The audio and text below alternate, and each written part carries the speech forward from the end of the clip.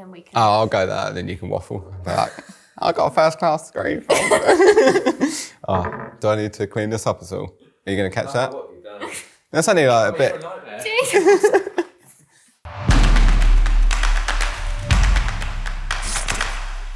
So how long have we known each other now?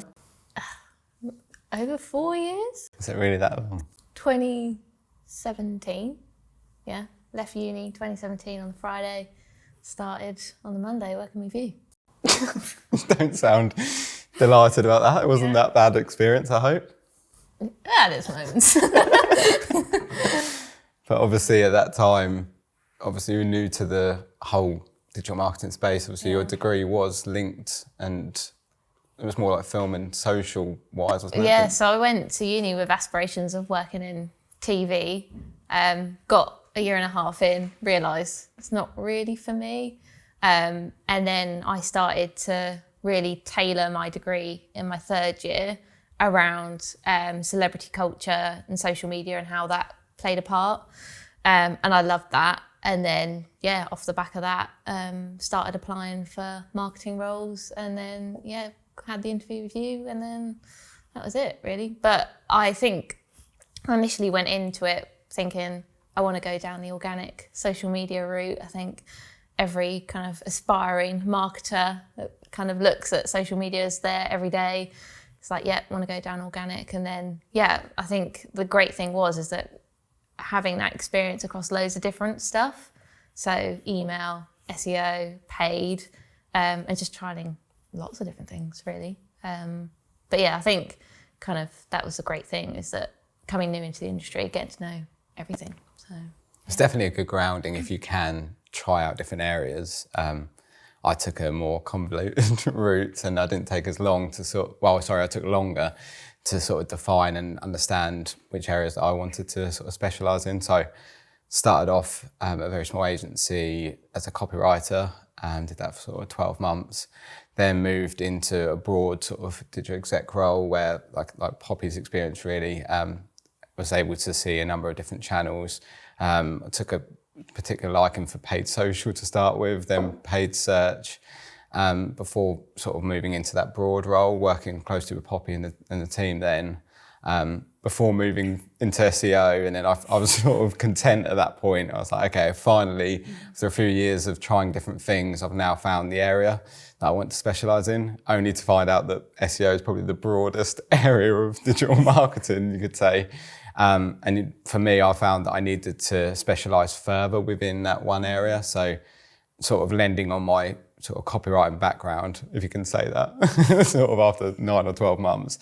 But that content-led approach really intrigued me, and that's what works well at the moment. So leaning on the different specialisms, working with like our technical SEO Phil and more local and trust with Levi, it's a really nice dynamic. I think it's such a good way to really find what you want to do, because there were so many different things and so many different areas of marketing that I didn't even know about at uni. It's not until you kind of get into the real world that you start to think of like all these different bits that connect with each other. And I think kind of where we've got marketing execs in the agency now, where they're starting to kind of just have a little bit of a play with all these different channels before really kind of getting niche. But I mean, there's some channels that I was like, no, I can't do this. Email is too pressurized. Pressing that button to send an email is just, that is, no, not fun at all. And then like it's good because like I know how organic search works, but for me it doesn't, like, it's not kind of what I want to do in life. But I think having that understanding of how the channels work does make you a better marketer when you do specialise, I think. Yeah, there's a lot of press around sort of being a T-shaped marketer. So you have that main core specialism, but have knowledge of different areas. And I find that's really useful when you go into different meetings, and it might be that your service line isn't the priority at that stage, or maybe on hold, or you're working on different areas, but you know that client needs paid search or email, and you can just sort of plant the seed, talk to them about it, step away sort of professing that you're not the subject matter expert in that area, but they need to speak to the wider team. I think that's what really works in an integrated agency, really. Yeah, I think a massive benefit of working in an integrated agency is that like between paid and SEO, like we can just like have a conversation like about a particular topic and just see how we can bounce ideas off each other. I think that's kind of one of the real beauties of working in an integrated agency. Yeah, part of me sort of a bit jealous of those that find that area quicker, so you can really hone in, specialise, just tailor your learning around a particular subject and really improve that. But there's no one way to hone your career in digital. It's if you go around the houses like I did, then there's merit to that. If you find out straight away that's what you want to do and focus on that, then they both have benefits and drawbacks. So whatever works for you, really. Yeah, so definitely. I think kind of we've come to terms as we found our specialisms and kind of we've been working together for so long. We've kind of found that really good working relationship in terms of kind of, you know, we work on clients together and seeing how we can bounce ideas off each other and how my kind of tactics and approach may not be right from an organic perspective or just kind of taking the learnings from each other. I think it's been really beneficial for the both of us. Yeah, naturally. Over the last sort of 4 years or so, like we were saying, we have collaborated a lot and worked together a lot, discussed a lot of things together and sort of both moving in the same direction, coming over to strategic. It was just very much, we were going to always collaborate. And one of my sort of frustrations with paid and organic teams is that there's not enough collaboration, but it's just natural with us, I'd say, that we do that. And I've got the same with Charlie and Elliot and just, that has to be a prerequisite for success, that you do talk, you do share learnings, you are seeing what's working on one channel or just informing others that, you're seeing areas that are doing well. I think there's kind of a misconception that they have to be competing. Like you either do paid or you either do SEO and they can't work together, but it's the complete backwards approach, I think, to all. But yeah, I think if you get it right, they can work really well. So yeah, I think it's definitely. We obviously tease each other by making paid. By the amount that we bicker, you'd think that no, they can't work together. But but also sort of the stats that we saw the other day about how paid converts better than organic, and then I was responding by saying well, that's free traffic and stuff like that. And it's obviously that's very light-hearted, and it does need to be that unified approach really. And luckily we've got the resources in-house as well. Like we've got some really cool tools that we collaborate and use. So it's not relying on that for Poppy to come over and say, oh, this is doing really well. We've just got a central dashboard where you're seeing these are converting terms, these are doing really well. We're actually lacking visibility on organic for these.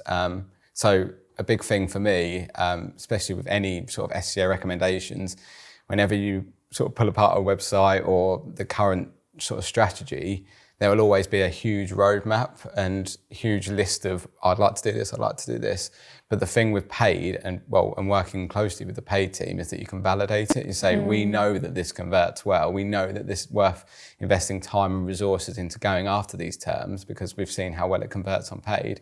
So that sort of helps to make that business case that you invest in that area. Definitely. I think that's kind of the main benefit of how paid can support organic, but from how organic can support paid, it's no kind of real news that kind of things are getting more competitive and things are getting more expensive. But the benefit of working with the organic team is that we can spot any new trends in terms of keywords and what people are looking for. So you can start to kind of bid on these terms before your competitors get in there. So I think that's a massive benefit from kind of the paid perspective side of things.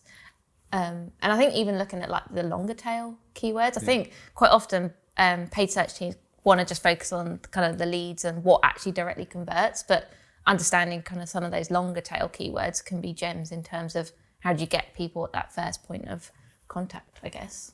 That's working really well. We've got sort of client case studies of how we're sending large amounts of traffic via organic search for these longer tail and this knowledge-based sort of content, and then how that can tie into an ongoing sort of nurture campaign on paid. That works really well. And we've seen some real success with that. So no, I really enjoy working like that, definitely.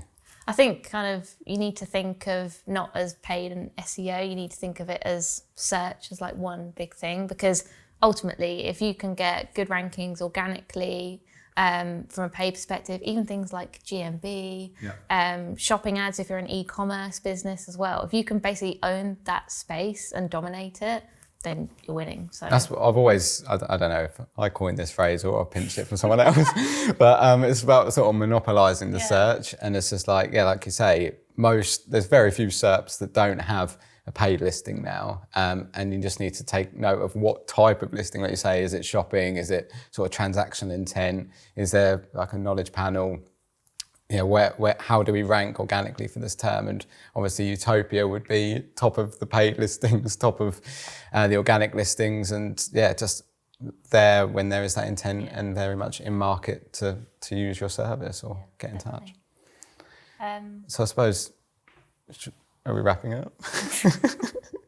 Is there anything you want to discuss? I think kind of the key takeaway for me is that I think never neglect that relationship that paid and SEO can have. I think it can be quite easy to just kind of get into this mindset of I'll focus on what I'm doing and then you focus on what you're doing. But we get the most out for our clients when we work together. And I think that's the same for all the different service lines as well. Yeah, and I'd probably just further on that really, because even if you don't have, we're obviously in a very privileged position that we work in the same room, that we have that very much easy collaboration.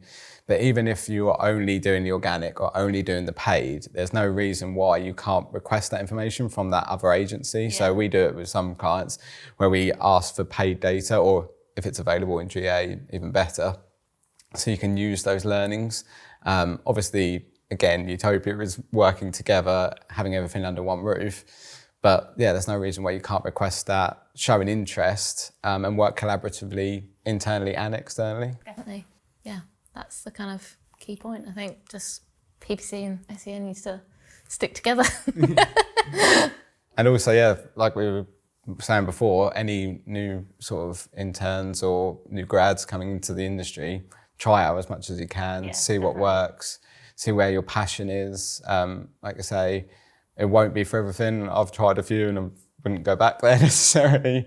I'm sure you're the same. It's safe to say that I will not be getting into SEO anytime soon. I understand how it works, but it's not for me. Yeah, exactly. So it's, yeah, try out, don't commit to that specialism straight away. If you've got a natural passion, then great, but definitely don't neglect your learning in other areas and have that sort of T-shaped knowledge, I'd recommend. Definitely.